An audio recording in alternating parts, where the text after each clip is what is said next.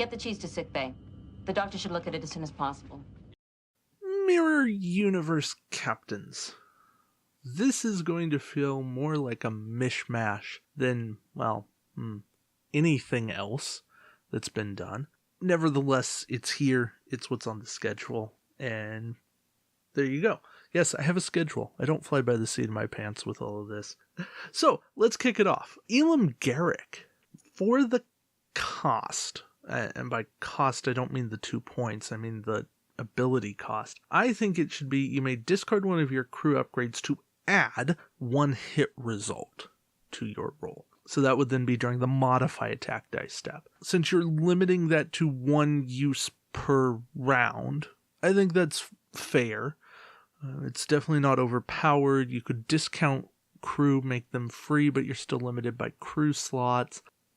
I think that's okay. I think that's a reasonable ability. So we'll go with that for Garrick. Kaibok. So the problem with this is that a lot of times they don't have any of those upgrades. So he has no ability whatsoever. So what I would do is I would make it so he gets 1 reroll regardless, and then you get tech and weapon upgrades -1 to the count. So however that has to be worded to make it work, but so that the total you reroll is still the same, but you're always guaranteed at least 1. Ben Sisko. This one I think is fine because you have the flexibility in what you're discarding, as opposed to Garrick where you had to do crew and you only had 1. Here you can do 2 and whatever you want. So I think that one's fine. We'll go with it at least. Kira. Bare minimum, it should be discarded anyways. So just effect happens, period. Let Kira be a wall. I think Kira needs to affect more than crew. I think she needs to be when an upgrade or captain or admiral on an enemy ship within range 1 to 2 of your ship performs an action that would affect your ship or anything equipped to your ship, because that clears up wording issues. You may disable this card to prevent that action from taking effect. And then if you do so, etc. So just let Kira be a wall. And then she's actually useful. It stops a lot of things. But then she's the one captain you're taking, aside from Fleet Commander. But, by the time any of these changes were implemented, Fleet Commander is not a thing. So, Alright. Soval. Soval's fine. Yeah, the low skill hurts him, but he's still a fine captain to run. Tomalak. Yeah, I'm good with Tomalak.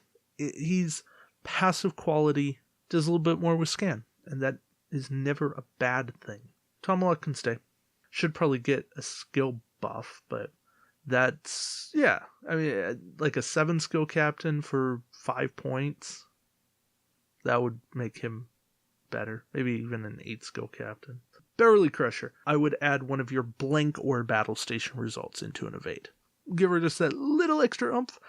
Also, she should be named Beverly Picard, not Beverly Crusher, because she's the captain of the Pasteur, and at that point she was Beverly Picard. She kept the name. All good things reference. Minor details. Miles O'Brien, love him, keep him, good to go. James T. Kirk, in balance with Sisko and Garrick because he's disabling upgrades rather than discarding them, but he's also an action. Jonathan Archer, love the effect, think it's balanced, it works, we're good. Captain Worf, little underpowered. I would rather say roll +1 attack die and +1 defense die each time you attack or defend this round, or just each time you attack or defend. And that for an Ox power, it's not so much for the multiple attacks, it's more for the multiple defense. Because an action for 1 defense die in total is but an action for +1 defense die each time makes a lot more sense. That would make him better. Mr. Spock. I like this. Takes some combo building, takes some synergy, but when you do it right, he works and he works well. I'd say we're good to go there. Vosk. I would add that Vosk doesn't take a faction penalty when going on a ship.